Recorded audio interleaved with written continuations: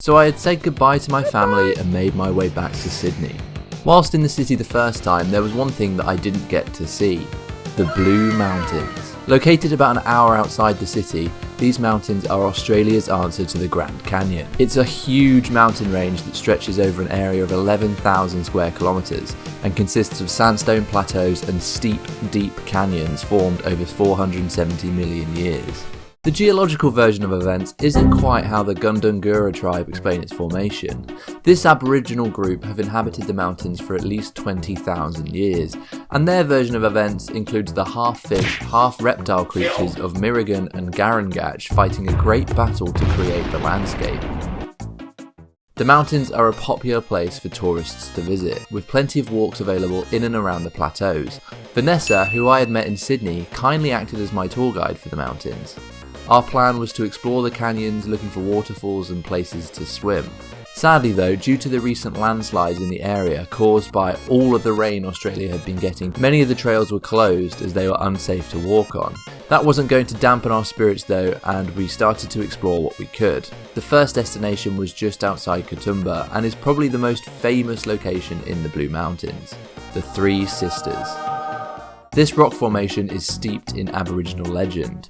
The story goes that three sisters lived in the valley as members of the Katoomba tribe and fell in love with members of the neighbouring Nepean tribe. However, their marriage was forbidden by the tribes, and the men were unhappy by this and captured the three sisters, leading to a big battle.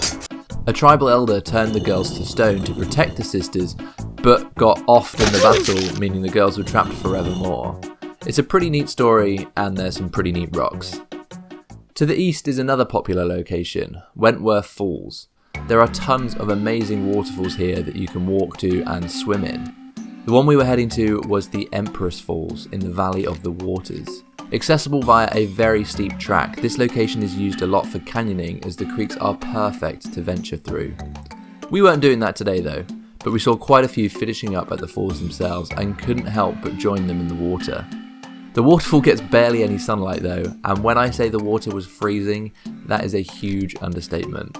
Let's just say if there were any freshwater shrimp in the pool, then when I jumped in they were joined by another. After jumping in and out of the pools a few times, we began the long climb back to the car and headed to Blackheath Lookout, a popular spot to glide from, but also just to sit, relax, and enjoy what would be my last sunset in Australia. It's safe to say I fell in love with the country during my time here. The amazing landscapes, cute wildlife and great people all gave me the most amazing experience down under. I only scratched the surface of Australia travelling up the little stretch of the east coast that I did, and I know from speaking to friends I met along the way that there is so much else to explore that I definitely want to return to in the future. But as I watched the sunset over Australia for the last time, I had to point my nose to the future.